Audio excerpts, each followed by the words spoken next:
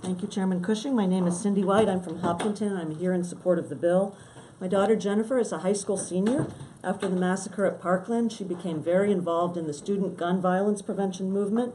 She helped organize the New Hampshire March for Our Lives, which drew 4,000 people, the largest crowd ever at a New Hampshire State House rally. My other daughter, Caroline, is in 9th grade. Both of them are submitting written testimony today. As they explain, they live with the trauma of lockdowns and the constant fear of a shooter coming into their schools.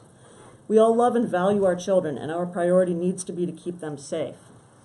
Children in schools need to be protected from guns, not by guns. Guns in schools are a danger, not a protection. Children, teachers, and parents are clear. They do not want guns in schools. You may hear that we don't need a state law because the Federal Gun-Free School Zone Act already bans guns in schools. However, the federal law does not adequately protect our schools for two reasons.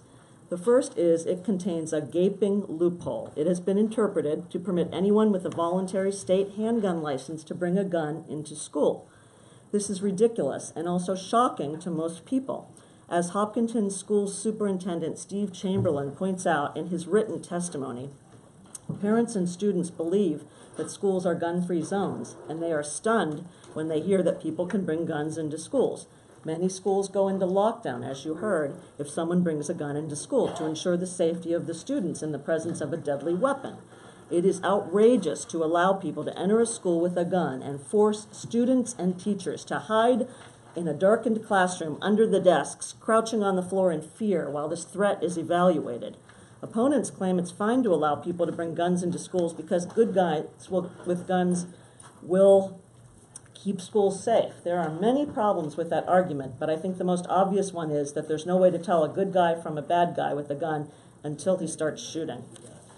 We also need a state law. The second reason is because the Federal Gun-Free School Zones Act cannot be enforced by local police. Federal law enforcement officers enforce federal laws, state and local police enforce state laws. The New Hampshire Attorney General's office, as you heard, has confirmed that the state has no authority to enforce the Federal Gun-Free School Zones Act and has said it's up to federal agencies like the ATF and the FBI to enforce the federal law. So, at this point, if someone brings a gun into a school, the principal is supposed to call the ATF or the FBI. Well, that's no solution. Those agencies have a handful of agents across our whole state, and they're almost always a long distance away. The principal needs to be able to call the local police to come deal with the situation. By making it a violation of state law to bring a gun into a school, HB564 will give local police jurisdiction to enforce the law, make an arrest if appropriate, and remove the person. That's what we need to do to protect our schools. And for these reasons, I ask the committee to vote ought to pass on HB564. Thank you. Representative Fields. Real quick, thank you, Mr. Chairman. We're saying that, or somebody is, that it's only federal that the police locally can't do anything. However, we have a resource officer in Winnisquam High School, and he's a police officer. Does he have the authority to take their guns away if they come into the class, or does he have to call somebody else to come in to do it? That brings up a good question about what the police authority is, and I'm not aware of that. Well, according to the Attorney General's office, he wouldn't have the authority to enforce the Federal Gun-Free School Zones Act prohibition on guns. That's why we need a local law, because if there were a local law, a state law that said no guns in schools, then he would have.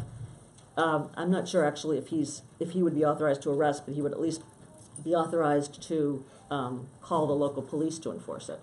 Well, he is a local police. Oh, he is. Yeah. Okay, then he would be authorized to make an arrest. Yeah. Right, for a state law, though, although he is not now, because it's just a federal law, which local authorities cannot enforce.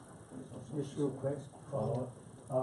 My idea about federal law is that we cannot make a law that exceeds them, but we can.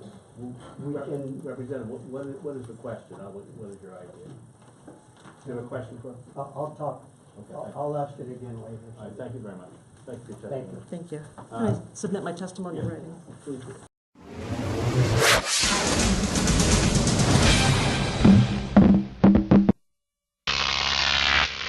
Croc TV.